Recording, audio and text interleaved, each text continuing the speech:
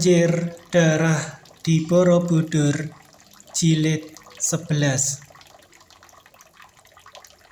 Berkat pertolongan Panembahan Banyumurti, Indrayana dapat meloloskan diri dari cengkraman Mahawiku Dharmamulya dan rombongannya.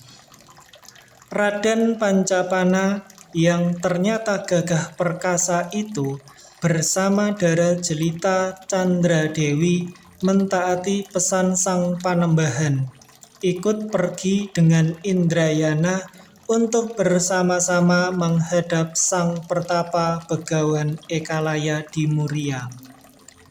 Kalau saja di antara mereka tidak terdapat seorang Dara seperti Candradewi, tentu Indrayana dan Raden Pancapana telah mengerahkan kepandaian mereka.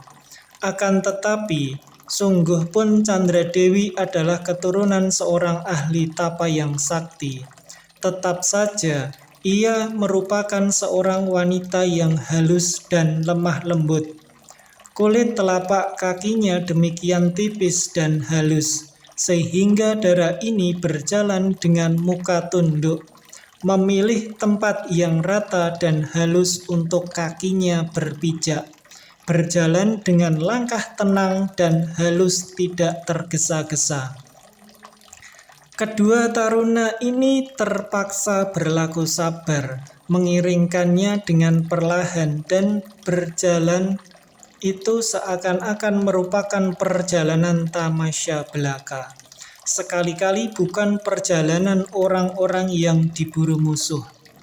Oleh karena itu, perjalanan yang amat sukar itu makan waktu lama sekali. Namun, betapapun sukar dan jauhnya perjalanan, Candradewi memperlihatkan bahwa darah pertapa yang tahan menderita mengalir di dalam tubuhnya. Tak pernah terdengar keluhan dari bibirnya yang berbentuk indah, tak pernah keningnya yang halus itu berkerut, bahkan jarang sekali ia mengeluarkan kata-kata kalau tidak untuk menjawab sesuatu pertanyaan. Juga Raden Pancapana orangnya pendiam, betul-betul bersifat seorang kesatria utama. Matanya bersinar-sinar tajam, bibirnya tersenyum ramah, akan tetapi jarang sekali berbicara.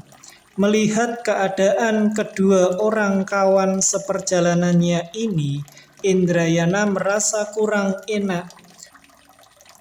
Telah setengah hari mereka berjalan tanpa mengeluarkan sepatah kata pun. Ia menjadi petunjuk jalan dan kedua orang itu hanya mengikutinya saja kemana ia pergi. Akhirnya dia tidak dapat menahan sabar lagi dan mengambil keputusan harus memperkenalkan diri. Harus mengetahui keadaan mereka dan menceritakan keadaannya sendiri lebih dahulu agar hubungan mereka tidak sedemikian tawar. Tiba-tiba ia menunda perjalanannya dan berpaling kepada kedua orang kawan seperjalanan. Itu sambil tersenyum dan berkata, "Maafkan aku Raden Pancapana dan engkau juga Diajeng Candradewi. Kalau tidak berkeberatan, marilah kita beristirahat sebentar, karena Diajeng Candradewi tentu lelah dan lapar." Dengan sepasang matanya yang bening memancar dari balik bulu matanya yang lentik, Candradewi memandang kepada Indrayana dan berkata menahan senyum, "Aku tidak lelah dan juga tidak lapar." Indrayana tertegun dan merasa serba canggung. Benar-benar gadis yang kuat dan tahan, uji pikirnya. Namun ia tak mau kalah dan bahkan duduk di atas rumput di pinggir jalan di bawah pohon yang teduh. "Sesungguhnya akulah yang lelah dan lapar, dan menurut pendapatku yang bodoh, agaknya sudah sepatutnya kalau kita bertiga berkenalan lebih erat. Karena bukankah kita telah menjadi kawan-kawan senasib sependeritaan, sahabat-sahabat seperjalanan, dan kelak akan menjadi saudara seperguruan pula?" Ia membalas pandang mata Raden Pancapana yang tajam menatapnya, lalu berkata lagi, "Harap maafkan aku yang kasar dan bodoh. Sesungguhnya berdiam-diam seperti ini tak enak bagiku. Aku sudah biasa bergembira. Biarlah kuceritakan keadaan diriku agar kalian dapat mengenalku lebih baik. Kami sudah tahu siapa adanya dirimu, kawan," kata Raden Pancapana. "Engkau adalah Raden Indrayana, putra dari Wikuduta Prayoga yang menjadi ahli keris dari kerajaan Sailendra." Indrayana tertawa girang, lalu berkata jenaka, "Ah, ini namanya tidak adil. Kalian sudah mengetahui keadaanku, sedangkan aku sama sekali belum tahu siapakah kalian sebenarnya." Raden Pancapana lalu duduk pula di atas sebuah batu tak jauh dari Indrayana, dan dengan matanya memberi isyarat kepada Candradewi untuk duduk pula di atas rumput. Lalu berkata, "Indrayana, engkau adalah putra seorang wiku agama Buddha dan menjadi hamba dari kerajaan Sailendra yang besar dan berpengaruh. Untuk apakah engkau hendak mengenal orang-orang Mataram yang kecil seperti kami? Bukankah engkau sudah tahu bahwa aku adalah murid dari Panembahan Banyumurti dan Diajeng Candradewi ini adalah putrinya?" Dengan amat heran, Indrayana menatap wajah Pancapana dan ia menjadi terheran sekali melihat betapa pemuda itu bersungguh-sungguh dengan ucapannya tadi. Tak terasa lagi Indrayana melompat bangun dan berkata dengan penasaran, bagaimanakah ini? Mengapa orang macam aku disebut besar? Karena hanya menjadi hamba dari kerajaan Sailendra, dan orang-orang seperti kalian menganggap diri kecil karena menjadi hamba kerajaan Mataram. Janganlah bersikap demikian, kawan. Kita sama-sama manusia yang hanya berbeda agama. Akan tetapi, sampai di manakah perbedaan itu? Anggapan kita sendiri juga yang membedakan, kawan. Hanya faham yang berbeda. Akan tetapi tujuannya hanya satu. Adakah agama yang mengajarkan keburukan? Adalah agama atau filsafat yang mendorong penganutnya untuk melakukan kejahatan? Tidak ada. Semua memberi pelajaran baik, dorongan ke arah perbuatan baik, menjunjung tinggi kegagahan, kebajikan, kejujuran, dan kemanusiaan. Semua tergantung kepada manusia sendiri. Kawan, tergantung kepada perbuatan si penganut agama. Betapapun tinggi dan pelajaran suci sesuatu agama, kalau yang mempelajarinya itu seorang yang beriman tidak baik, tak akan ada gunanya sama sekali. Indrayana bicara dengan penuh nafsu menggelora.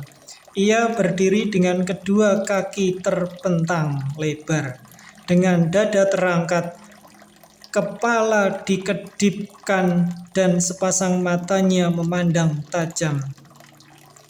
Bukan kepada kedua orang itu, akan tetapi ke atas, seakan-akan kepada langit.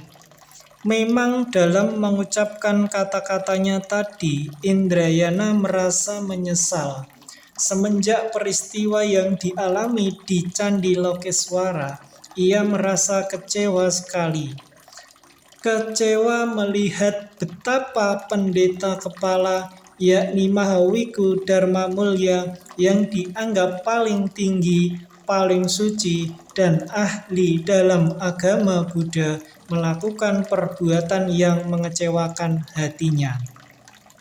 Sebaliknya ia merasa kagum melihat sepak terjang Panembahan Banyumurti.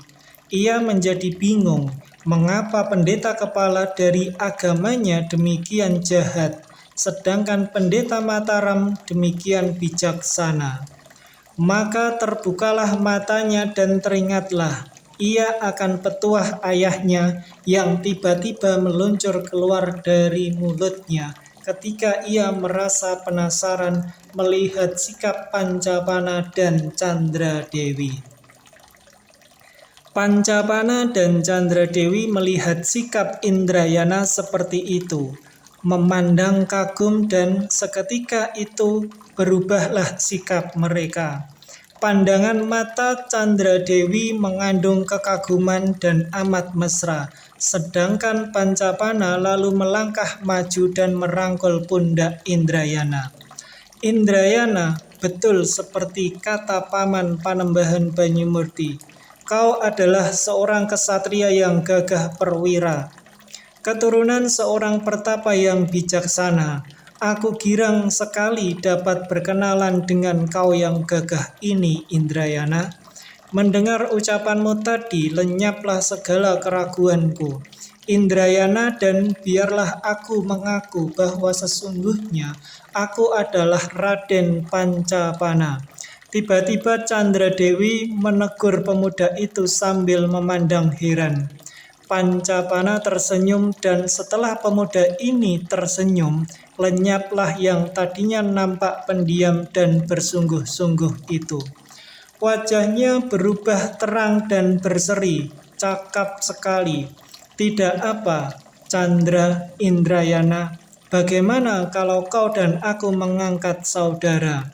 Aku lebih tua darimu, maka kalau kau setuju, mulai sekarang kau adalah adikku Dimas Indrayana.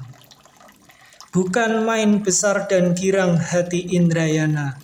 Ia memegang tangan Pancapana erat-erat, lalu berkata sambil tersenyum, baiklah Kakang Mas Pancapana, aku bersumpah akan tetap setia dan membelamu seperti seorang adik kandungmu sendiri. Kini wajah Candradewi memerah dan matanya berseri-seri girang. Kalau begitu, tentu menjadi lain persoalannya, dan tentu saja tak perlu ada rahasia lagi yang harus disembunyikan, katanya dengan senyumnya yang manis bagaikan madu. Dengarlah baik-baik Dimas Indrayana, kata Pancapana sambil menarik tangan Indrayana, sehingga mereka duduk kembali di atas rumput. Sesungguhnya aku adalah putra dari Rama Prabu Sanjaya di Mataram yang telah almarhum. Terbelalak mata Indrayana memandang kepada pemuda itu. Kau Pangeran Pati dari Mataram? Ia lalu menjatuhkan diri berlutut dan hendak menyembah kepada Pangeran Pancapana. Akan tetapi Pangeran Pancapana memegang kedua pundaknya dan mencegah Indrayana melakukan penghormatan ini. Dengar Indrayana, tak perlu engkau melakukan banyak upacara seperti ini. Bukankah engkau sudah menjadi adikku sendiri? Bersikaplah biasa, karena sesungguhnya selain Paman Panembahan Banyumurti, Diajeng Candradewi, dan engkau sendiri, tidak ada orang lain di seluruh Mataram yang mengetahui hal ini. Pangeran Pancapana lalu menceritakan pengalamannya dengan suara mengharukan. Sesungguhnya, ketika kerajaan Mataram masih berada di bawah asuhan Sang Prabu Sanjaya, kerajaan itu menjadi kuat, makmur, dan mempunyai wilayah yang amat luas. Bahkan kerajaan Sailendra tadinya mengakui kedaulatan Sang Prabu Sanjaya, sehingga kerajaan Sailendra boleh dibilang berada di bawah kekuasaan Mataram. Akan tetapi, kebesaran Mataram itu agaknya hanya tergantung kepada kepribadian Sang Prabu Sanjaya. Karena setelah Sang Prabu Sanjaya meninggal dunia, kejayaan Mataram mengalami kemunduran hebat. Tahta kerajaan dipegang oleh Sang Prabu Panangkaran, seorang pangeran yang menjadi adik misan mendiang Sang Prabu Sanjaya. Hal ini terjadi oleh karena putra Sang Prabu Sanjaya yaitu Pangeran Pancapana ketika ramandanya meninggal dunia masih muda sekali. Bahkan ada usaha gelap dari para pengikut Sang Prabu Panangkaran untuk melenyapkan dan membunuh Pangeran Pati Pancapana ini. Baiklah, masih banyak hamba yang setia kepada mendiang Prabu Sanjaya. Di antaranya adalah Panembahan Banyumurti yang segera membawa pergi Pangeran Pancapana dan mendidiknya sebagai putra sendiri bersama seorang putrinya yaitu Candra Dewi. Semenjak Baginda Panangkaran duduk di tahta kerajaan Mataram, makin lemahlah kedudukan kerajaan ini. Banyak raja-raja kecil melepaskan diri dari kekuasaan Mataram, sehingga kerajaan Mataram yang tadinya besar dan luas sekali wilayahnya itu makin lama makin kecil dan tak berarti. Raja-raja lain berani menentangnya. Di antaranya adalah kerajaan Sailendra berdekatan. Maka kerajaan inilah yang akhirnya mempengaruhi Mataram dan banyak daerah yang tadinya menjadi daerah Mataram perlahan-lahan menjadi daerah Sailendra, terutama sekali karena perkembangan agama Buddha yang pesat di kerajaan Sailendra.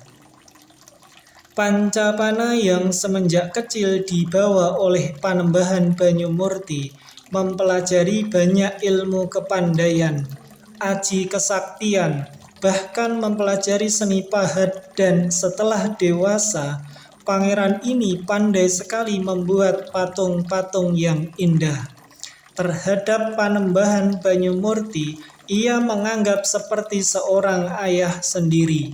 Dan terhadap Candra Dewi, ia menganggap sebagai adik kandung sendiri. Baik Panembahan Banyumurti maupun Candra Dewi dan Pancapana sendiri menutup rapat-rapat rahasia ini sehingga pemuda yang tampan itu dianggap oleh orang lain sebagai seorang pemuda murid Panembahan Banyumurti belaka. Dan nama Pangeran Pati Pancapana telah dilupakan orang dan disangkakan telah terbunuh pengikut-pengikut Baginda Panangkaran. Setelah bertemu dengan Indrayana, barulah Pancapana membuka rahasia. Karena ia merasa suka dan percaya penuh kepada Indrayana. Tentu saja Indrayana merasa terharu sekali mendengar riwayat pangeran itu, dan untuk beberapa lama ia hanya memandang dengan terharu.